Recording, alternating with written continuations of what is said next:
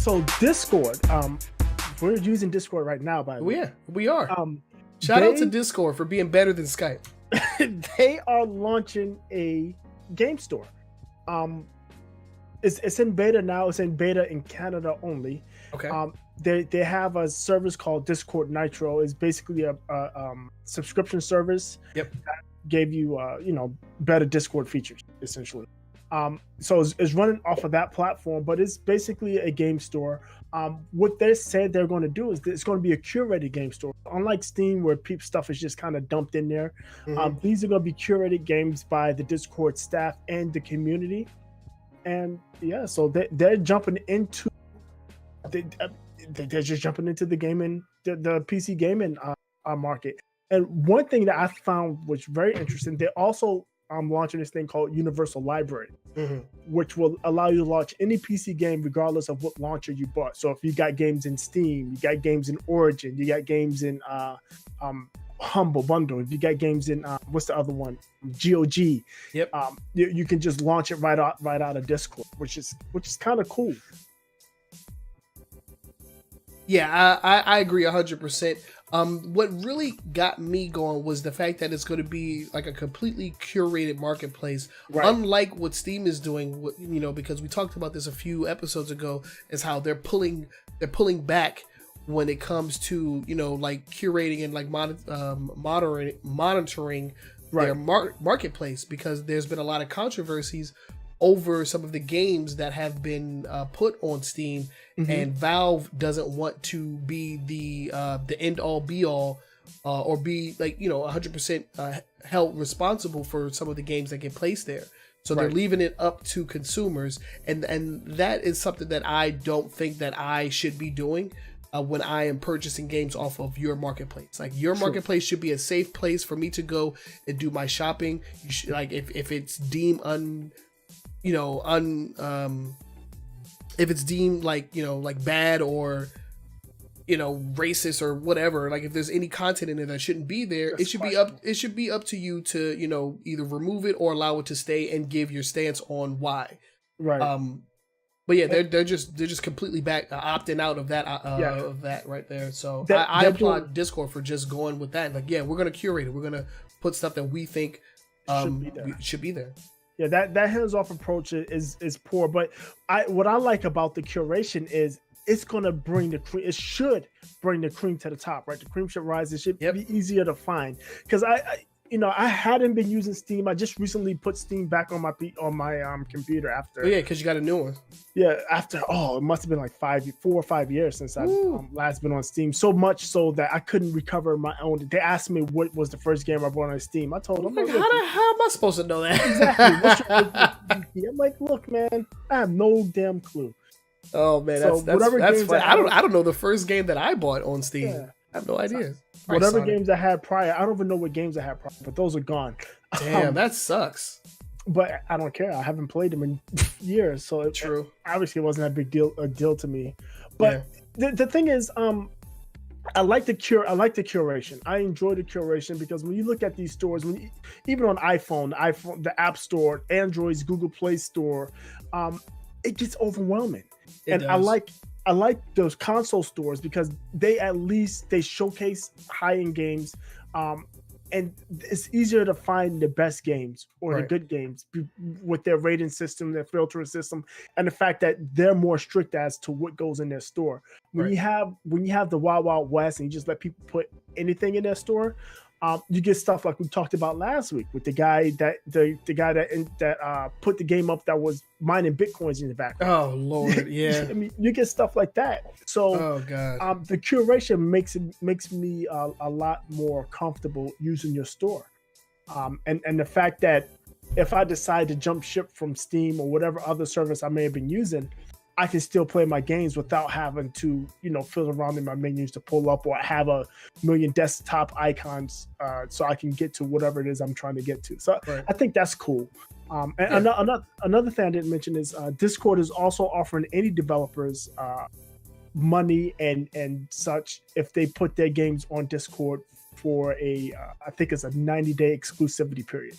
So if you release your game first on Discord for the first 90 days, they will help you with marketing and some other things. And that sounds like a good deal to me. Yeah, so and it's for indie developers who could use it the best, right? Yeah, definitely. That want to get their games out. So if Discord's like, look, put it on our platform, and for the first 90 days, we'll help you market it. We'll help people see your game. I think that's a good deal. That's a great way to reach out and get games on your system. And right. And PC indie. And if they're good, it's a good way to get them in the forefront, because like, man, there's so many indie games that you know just get plowed onto Steam, and this is why the Nintendo Switch is doing so well on the indie side, is because it's not like a laundry list full of games. You know, they just highlight, you know, a certain few. Exactly, right. And you get the game seen. And I was going to say is like indie games on the PC they're some of the best games out there. Oh There's my god, that's all indie games out there, man.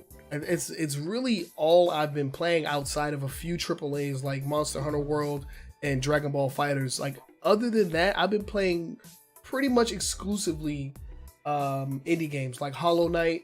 I've been playing Death Road to Canada. That's so much fun. You sacrificed me, huh? I heard that. No, I think you died. No, you survived the longest, I think, didn't you? I don't know. I remember hearing Boogie was sacrificed. It was. I mean, I would say it was a noble sacrifice, but we didn't make it to Canada, so your sacrifice was in vain. For not. Your character's actually really good, though. He helped us out quite a bit. I'm gonna have to play that again. But yeah, man, indie games is where it's at as far as I'm concerned, and any way that an indie developer can get their name out there, get their game out there, is a plus for me. And you know, Discord is becoming quite the powerhouse in terms of its services. I mean, you know, not even a few months ago, they didn't even have like video services. They didn't even have like anything like this. All they had was like the voice chat and the text chat. But now you can see what your friends are playing. You can join them if you already have the game. They recognize like what's on your computer as far as your games are concerned. They integrated with Xbox Live. Live. Yeah, it's your friends are playing Xbox. You see what they're playing on Xbox, and even reach out to chat with them or at least get them to notice that you want to get at them. So yeah, they're making a lot of good moves and making them power moves, man. Yeah. I mean, so they destroyed Ventrilo and what was that, TeamSpeak? They destroyed those guys. I don't even know what a Ventrilo is, but I have heard of TeamSpeak. That's an old program. A lot of people, a lot of OGs used to use that back in the day. Yeah, Ventrilo is the same. It was the same as TeamSpeak. It was just an alternate. Yeah, so they basically chased those guys away, and now they come to Steam. And it's funny because Steam went the other way, right? They started adding some features that you've historically found in Discord.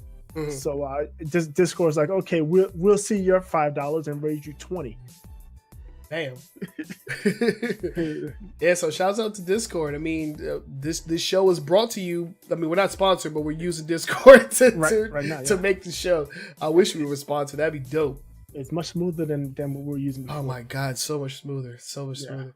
But yeah, so that's our Discord story. Let us know what you guys think. If you use Discord, we actually have a Discord server. Haven't really been promoting it, but I'll leave a link in the description for this video. And yeah, we have a section in my Discord server where you can submit stories to us that way as well. So going forward, because I'm such a huge fan of Discord, I'm gonna start promoting my Discord server. It's dead as hell. Hopefully I can revitalize it, bring it back to life. But yeah, let's go ahead and move on to the next story. And this is the one that I've been wanting to talk about because this is super interesting and is super cool, and it plays into our weekly icebreaker that we spoke about earlier. And that is that Sony is going to be releasing a limited edition PS4 Pro that celebrates their 500 millionth PlayStation sold, and that includes PlayStation 1s, PlayStation 2s, PlayStation 3s. Overall, they've sold 500 million PlayStations, which is a phenomenal feat, if you ask me. That's a ton of consoles. That is a ton. 500, but half a billion, and I think the number as of as of their announcement was up to 500. They sold 525 or 528 million total consoles was the exact number. But so they're releasing a translucent blue PlayStation 4 Pro. It's going to be for $499, limited to only 50,000 of them, and they're going to be available starting August the 24th. And it looks cool. Like I said before, I've never purchased a limited edition console. Yeah, but I may try to get my hands on this because one, I love the way it looks. If anything, I'm gonna have to get the controller. I think if anything, I'm gonna have to get that because that thing is beautiful. Yeah, and they are releasing limited edition controllers. It's going to be limited edition controller and headset. Those are coming in September. Yeah. The controller is going to be for $65, $64.99. And of course, if you buy the PlayStation, if you get the console, that's going to be included with the console. But it's translucent blue. It's got gold highlights. It's got a gold limited edition plate on the front of it. Again, it's 50,000. And there's actually what's really interesting is there's going to be 4 specific models that are going to be they're not more limited now. So each of them has a serial number, right? But there are 4 models that are extra special. Okay. That commemorates specific dates for PlayStation. Like there's 09995, which was the original launch date of the PlayStation 1. Right. The 01115, which was the launch date of the PlayStation 4, and 01013, which was the release of the PSVR. Yeah, so in addition to so each of them going to have a limited gold plate with the edition, whichever the serial number on it, 0 to 50, 1 to 50,000, and those 4 or 3 consoles are going to be just extra special. Yeah. And I don't. It doesn't say that they're going to do anything special with them. If there's going to be a special pack-in or anything like that. But I guess if you get one of those, if you open up your box and it's that one, put it back in the box, because you'll probably be able to resell that for a ton. Yeah, right. Try to get your hands on the second one. Hey man, do whatever you can, make that money. So the PlayStation, itself is going to be the Pro version of it. It's going to have 2 terabytes. Yeah, 2 terabyte hard drive. 2 terabytes of hard drive space, and it comes with the controller. It does not come with the headset though. It doesn't come with and it still doesn't come with the 4K Blu-ray player. So, just so I can just take a cheap shot. Yeah, take a cheap shot. Does it come with the camera though? The eye? I don't know. It doesn't say. Actually, there's the unboxing video. I'm not sure if it comes with the eye. I do see it. It's in the picture, right? Yeah. You know what? Yeah, it looks like it's in the box. It comes with the eye. Why? I think so you can get your PSVR on, man. Yeah, it does come with the eye. Yeah, I don't understand why it would come with the eye because nobody uses it. It's odd because I talked about this before. I think they purposely didn't package the eye with the original PlayStation 4 so they can handicap the Kinect, right? Because if the original PlayStation 4 came with the eye, developers would have been more apt to develop games that worked with that camera motion controls. Right. Excuse me, I'm still a little sick. But yeah, I mean, it's a fantastic looking console. I would be inclined to get this version if I had the money at the time. But you know, we talked about it off camera. If you decide to get it, I'll buy your PlayStation 4 Pro. That way, I can at least have a Pro. If I get my hands on it, I'll let you. I'm gonna start because I was gonna look at GameStop, see what they offer me for my Pro, and do a trade-in. But I mean, I'd rather give it to somebody than GameStop to help. That's what I've always done. Every time that I've upgraded, like whether it's 3DSs or Xboxes 360s or whatever, I always would have somebody in line that wanted to buy mine, and I would give it to them for a decent price. Like, I'm not trying to beat you over the head or anything like that.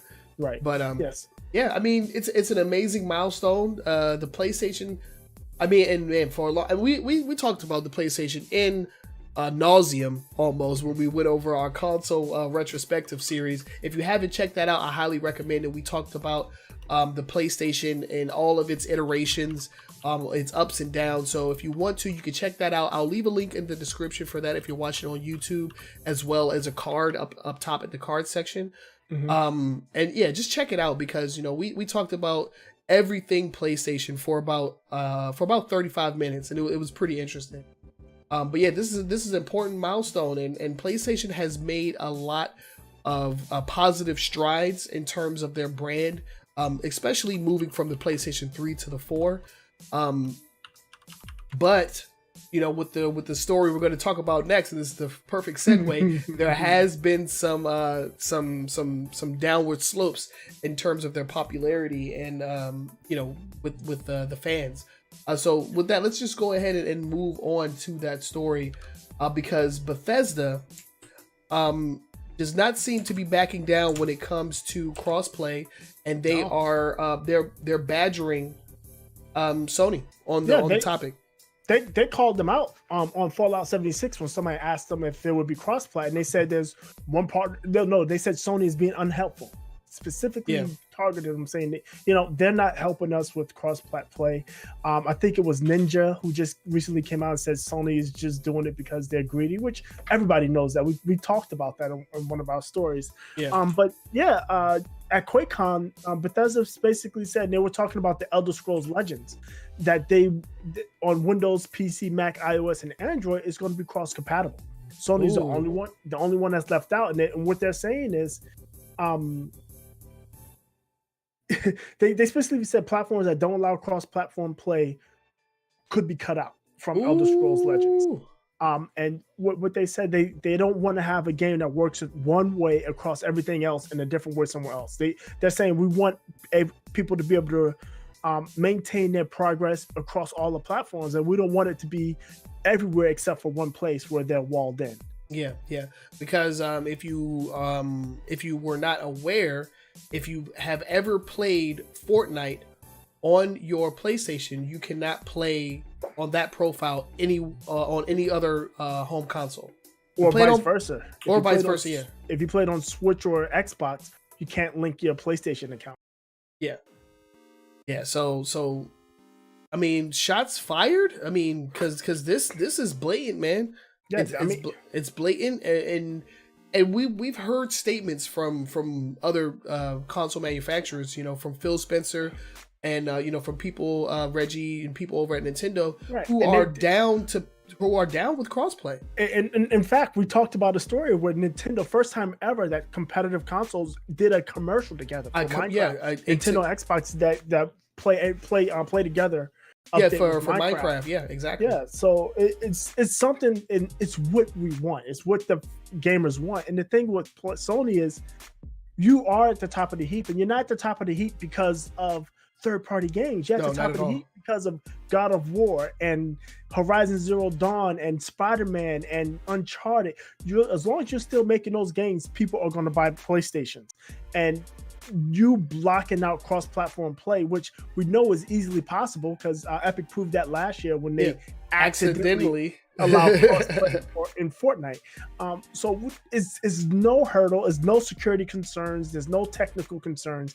It's just either yes, we can do it, or no, we don't want you to do it. And right now, Sony is no. And at this point, they're on the wrong side of history, in my opinion. Yeah, and the reasons for them not to do it has been brought to light, by former Sony employees who've made statements saying that Sony doesn't get a cut of the microtransactions when they allow for people to go take their account to other consoles. So, like, let's say you're playing Fortnite on your PlayStation and you're having fun, and then you get off, and then you take it on to go on your Switch or something.